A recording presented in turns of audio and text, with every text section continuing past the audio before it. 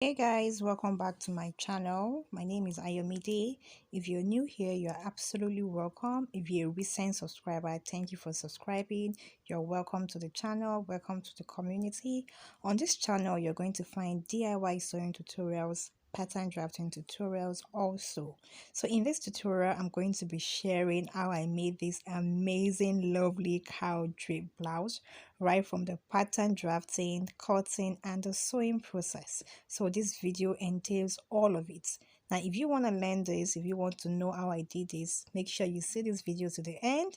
If you haven't subscribed to the channel, please do so. And now let us get started. Okay guys, so to get started, we're going to be starting with the pattern. And for this blouse, I'm going to be using just one pattern to cut both the front and the back. So I'm going to be showing us how you can use one pattern to cut both the front and the back, even though you're going to be having the drape in the front. So we are going to be starting with the back first of all, before we will now remodify our pattern that we would now use to cut the front. So I have my basic border is block here. This is just a boxy block. There is no dart along the waist. The measurements I have on my bust is what I have all the way down to my hip and to my all the way down to my waist and to my hip. This is my bust line, chest line, bust line, waistline, and the hip line. So I have a quarter of my bust measurements plus 1 inch ease and 1 inch seam allowance, and that was what I marked all the way down. If you think 1 inch ease is too small, you can make it 1.5, but 1 inch is quite okay.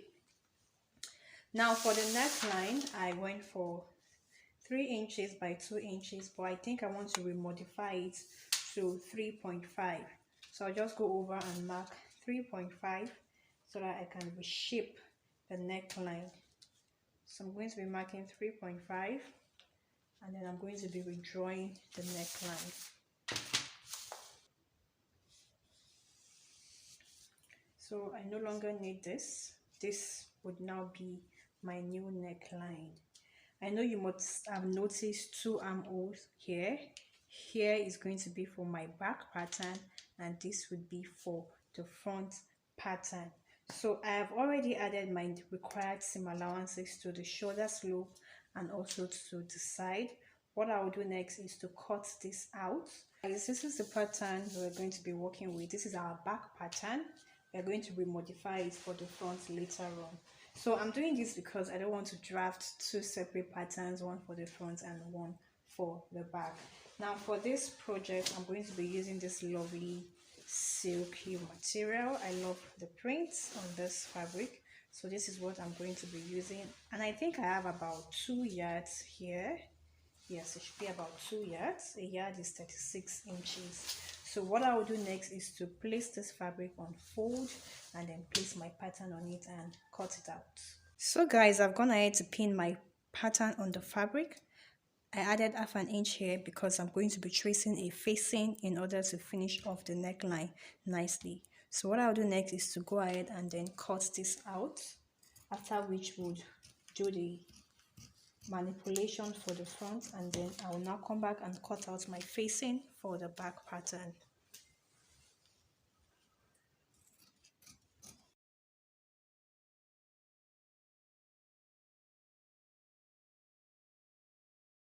I'm done with the back.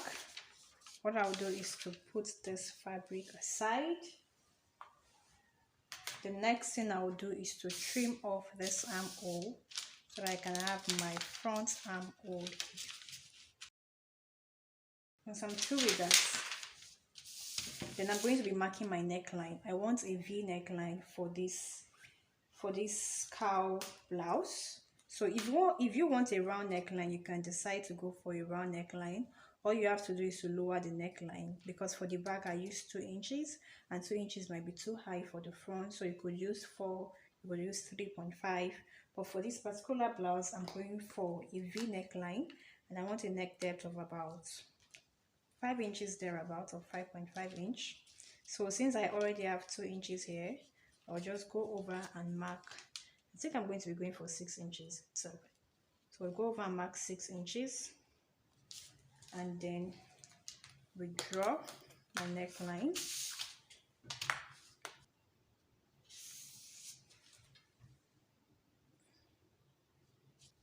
I'm tempted to make it deeper. I'm going to be adding half an inch to this. That's 6.5 inch. This is entirely your option. You could make yours lower than this, it could be deeper than this. Depends on what you want. So now that I have my neckline all set, I will now trim it out.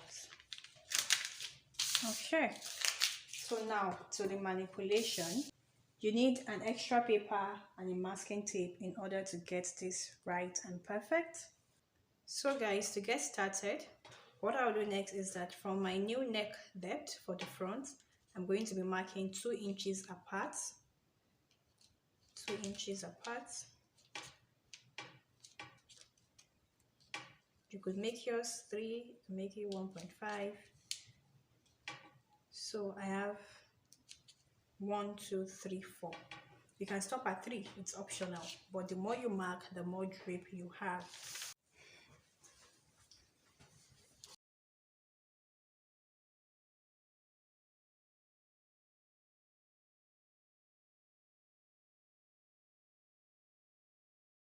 Guys, for some reasons I suddenly lost the file whereby I connected all the points together. Okay, so one of the perks of videoing, self-videoing. So what I did was I connected all the points and then I slashed through. So now I've placed my pattern paper, my pattern on another paper, and what I'm going to be doing is I'm going to be spreading it as wide as I want it to be. Okay, so I'll just go over and spread it as wide as I want it to be. Now, in order not to make mistakes or to be on the right track, you can just roll a straight line. You can roll a really long straight line because you don't know how much you're going to need. So I'm just going over to roll a straight line. Afterwards, I'm going to be placing my pattern, the edge of my pattern on the line. I would secure it with a tape.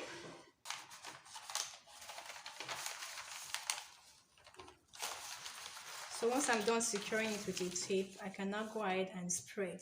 And since I've already slashed all my panels, all I have to do is to spread it out. You can spread by 2 inches, 3 inches, depending on the kind of volume that you want. So I'm going to be using 3 inches. So from here, I would mark 3 inches. I have 3 inches right here. Then I'll go ahead and then bring this part to meet up with these 3 inches. And then I'm going to be taping it down.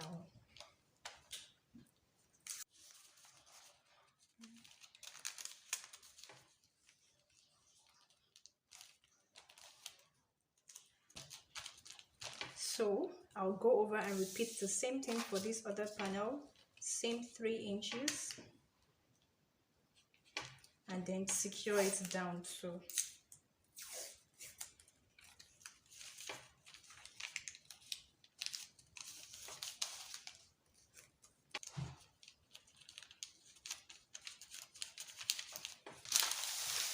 I'm going to be repeating the same thing for these other 2 panels too. So guys, I'm done spreading out. If you notice, this last panel did not cut across the line. You don't need to worry. What you would do is that after spreading out, remember this was the initial straight line I said we should draw to serve as a guide. So I'll go over and reinforce the line. Stay in one place. So I have it up till here. Then you're going to have to locate your shoulder slant. This is very, very important. So for my shoulder slant here, I'm going to be drawing another line. So what this means is that whatever falls outside this line and outside this line is not needed. Yes, it is not needed at all. So I don't need this, I don't need this, neither do I need this. I don't also need this, and I don't need this. Now, before you get excited and cut it out, we need to do our facing. And a facing is what you use to, is a direct replica of whatever it is you want to use it for. So for a neckline, a facing is a direct replica of your neckline that helps you to finish the raw edges of your neckline. So remember I said we are going to be doing a facing for the back. So let us do the front and then we'll move over to the back. Now for the front, from this straight line here, I'm going to be marking 3 inches for my facing because I really want it to go deep. So I'll mark 3 inches. You could go for 2 inches. And from my neck point also, I'm going to be marking 3 inches. Then I'll connect this together. So before I cut this out, your facing has to follow the shape of your neckline or whatever it is you want to use it for. So what I'm going to be doing is I'm going to be folding this along here, because this is going to be my new neckline. I'll fold it.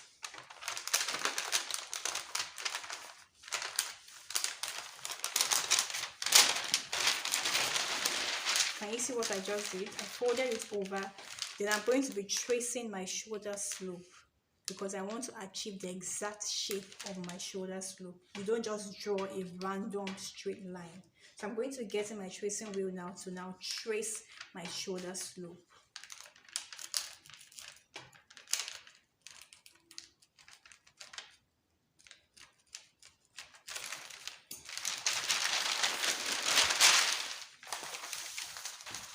So can you see the shape it gave me?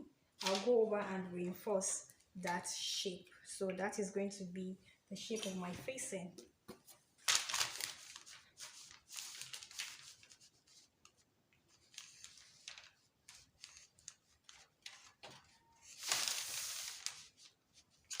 So this entire box is going to be my facing.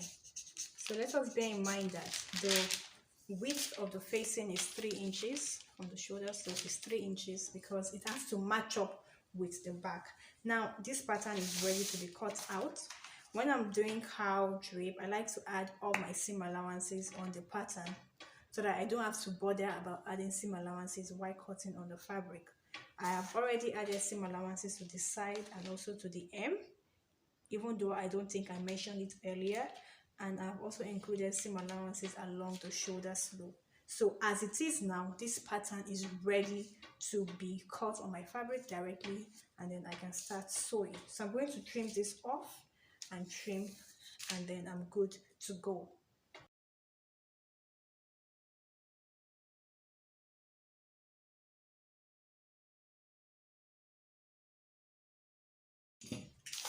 So guys, this is our back pattern, and then I'm going to place my fabric on fold and cut this out. So guys, just a quick illustration before cutting out. My fabric is already on fold. Now if you want more volume, you can pin down your pattern along the hem and tilt it a little bit, because when you pin it down along the hem, you're not adding any allowance to it. Tilt it a little bit, you can see that there's added volume, and then you can extend your lines. This would also give more volume to the center front. It's optional, I just thought to share this. So you can decide to cut it like this, or you can decide to tilt it a little bit and then cut out your pattern. So I think I'm going to be tilting a little bit for just a little bit more volume, and then I'll pin it and I'll cut it out.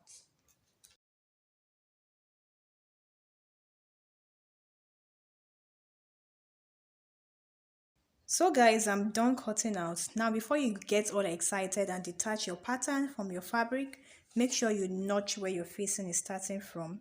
This will make it easier and save you some stress and headache when you want to join your front and your back panel pieces together. So I'll just go over and then create a notch here, just a tiny notch. So what this tells me is that from here to here is my shoulder slope, and from here to here is my facing. And that is very, very simple. So I'm done. We are done with the pattern. What we have to do now is to move over to the sleeve. So guys, before we cut the sleeve, I want to cut the facing for the back. So I'm gonna have to place my remaining fabric on fold, just a little portion. And this is my back pattern. It is both on fold. And make sure that the folded edge is also matching up with the folded edge of my facing. This is just a shortcut, so I'll just go over and trace the neckline. This shortcut has saved me a lot of pattern drafting for facing too. So just pin it down, trace your neckline, and then also equally trace the shoulder slope.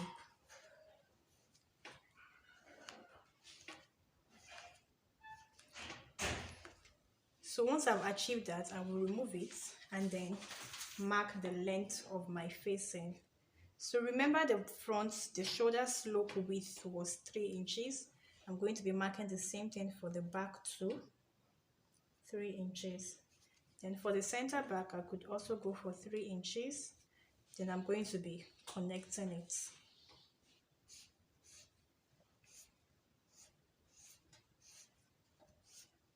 Afterwards, I would cut it out.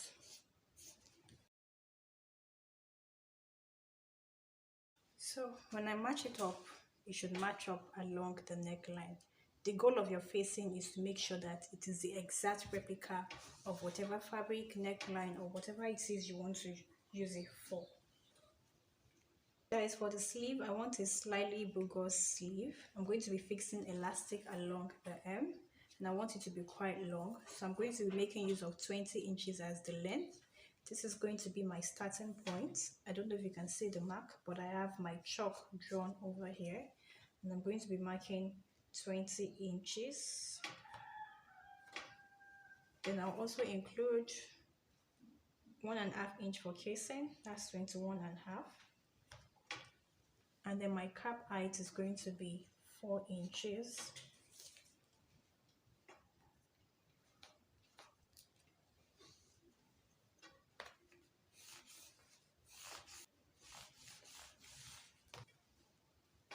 I'm going to be marking half of my round armhole with 10 inches, sorry, 7.5, but I'm going to be making use of 8 inches just for more ease. Then 1 inch for my seam allowance.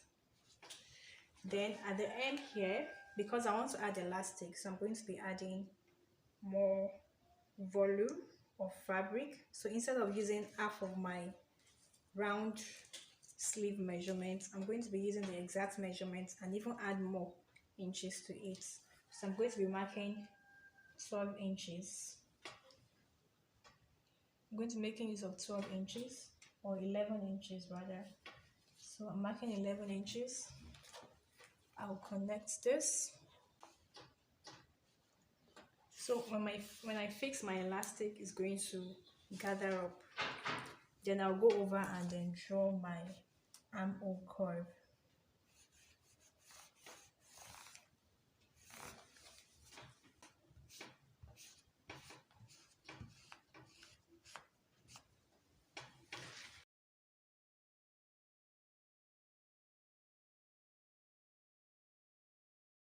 Guys, I'm done with one. I'll just place this on my fabric in order to cut my second sleeve.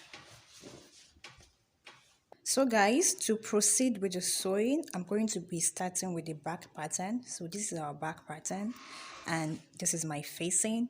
I'm going to be placing right sides against each other. I'll match it up and then I'll go ahead and sew it all around. Once I'm done sewing, I'll flip it to the wrong side and iron it down properly. So that is what I'll go ahead and do. Alright guys, so I'm done. This is it on the wrong side and this is my back pattern on the right side. Now, because of the nature of this material, this is silk, you might find it quite difficult to put it in place. So what I used was I used a hemming tape to just secure it along the neckline. You can see that the facing is in place, it's not flying about. Now what we are going to be doing next is that we are going to be joining both the front and the back pattern together. To do that, I have my front pattern here. Then I'm going to be placing my back pattern right sides facing each other. We're going to be starting with the shoulder slope first of all. Then I'm going to be aligning both my shoulder slope and the facing together. Remember we notched our front pattern where the facing started from. So I'm going to be picking up my facing. I did not let the hemming tape to get to the facing. You can still open it up. So I'll pick up my facing and match up where facing started from to this notch. I'll pin it down. This is a notch. Can you see the notch? This is a notch. So I'm going to be pinning it in place. So I have facing to facing, and I have the main shoulder slope to the back shoulder slope to the front shoulder slope. I would equally place it together. So you can see why it is very important to notch. Notching would allow you to know where to start from and where to end. Even if you have an excess, you can always trim it out. So I have it fully pinned together. What I will do next is to sew it down by my seam allowance of 1/2 inch. I will repeat the same process for this other part of my shoulder too.